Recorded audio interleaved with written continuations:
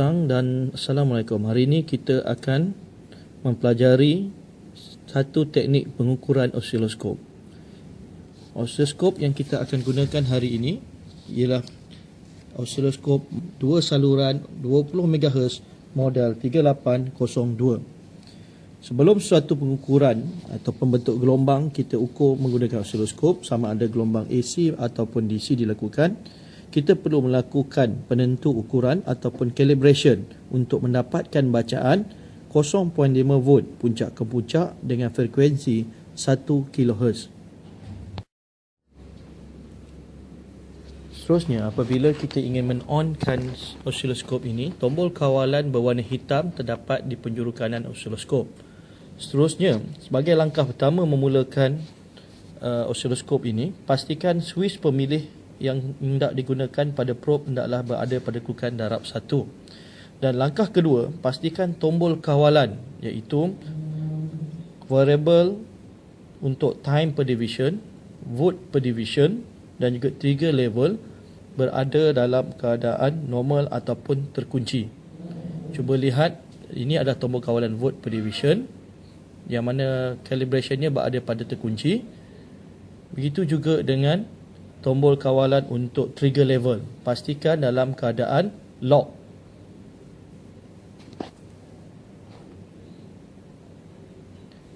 Seterusnya adalah intensity, fokus.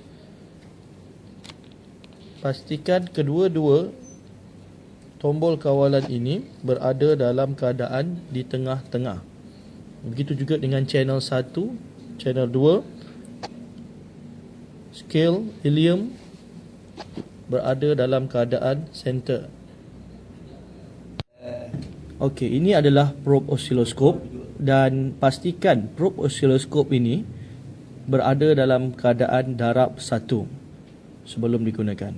Laraskan probe osiloskop tadi ke channel 1, contohnya kalau kita ingin gunakan channel 1, masukkan dan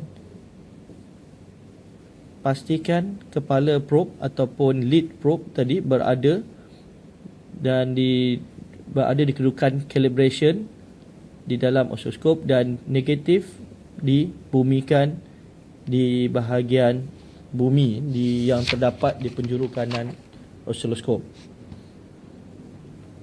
Cuba laraskan kedudukan volt per division, tombol kawalan volt per division dan juga time per division untuk memudahkan bacaan ataupun dapatan untuk mendapatkan nilai bacaan voltan puncak ke puncak sebanyak 0.5 volt dan 1 kHz untuk gelombang yang diperolehi. Sekiranya semasa membuat pengukuran, anda boleh melaras intensity, tombol kawalan intensity, fokus untuk mendapatkan paparan gelombang yang terbaik. Pastikan kedudukan larasan intensity dan juga fokus ini tidak terlalu maksima yang kerana ia boleh menyebabkan paparan skrin pada osiloskop ini rosak. Okey, dapatkan bentuk gelombang segi empat di paparan osiloskop dengan melaraskan tombol kawalan volt per division dan juga time per division bagi memudahkan bacaan dan juga kiraan.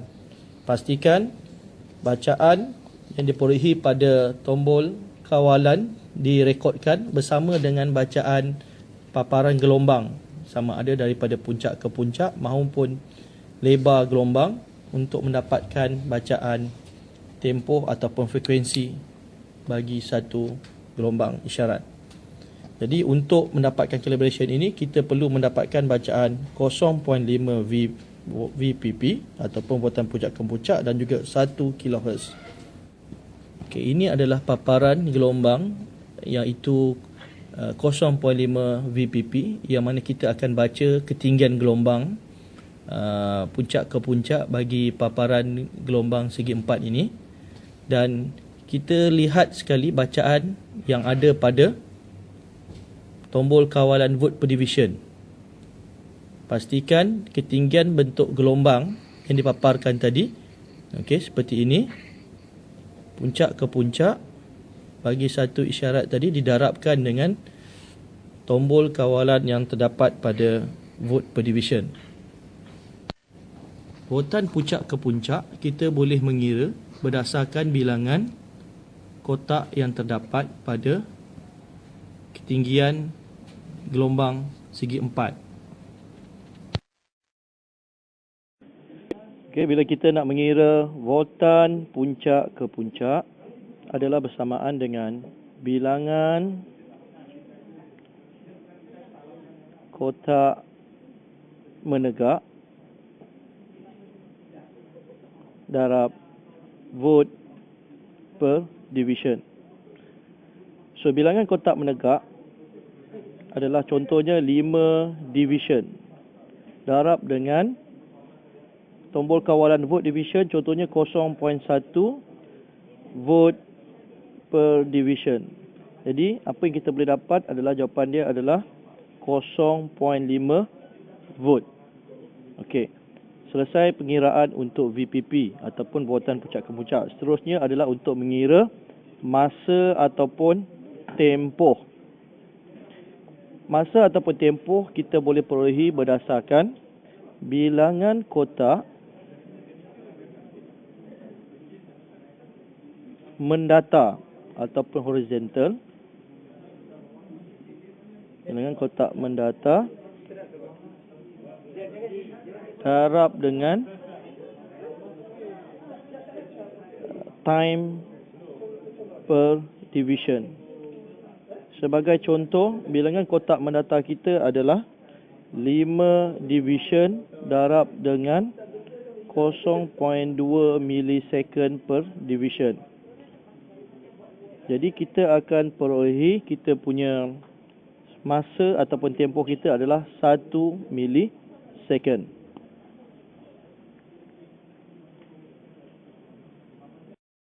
Okey, seterusnya kita akan mengira frekuensi. So, frekuensi adalah F1 per T ataupun 1 per masa. Tadi kita dah kira 1 masa adalah bilangan kotak menegak darab bilangan kotak mendata darab time per division. So, sekarang ini kita punya masa adalah 1 per 1 millisecond. Jadi kita akan dapat 1 per 1 darab 10 tolak 3 sama dengan 1 kHz. Selesai. Oleh sebab itu, nilai yang diperolehi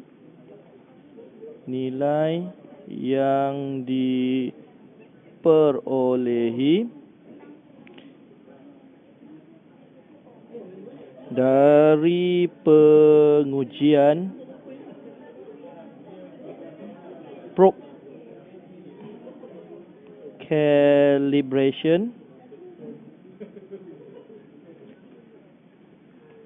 adalah 0.5 VPP dengan nilai frekuensi adalah 1 kHz.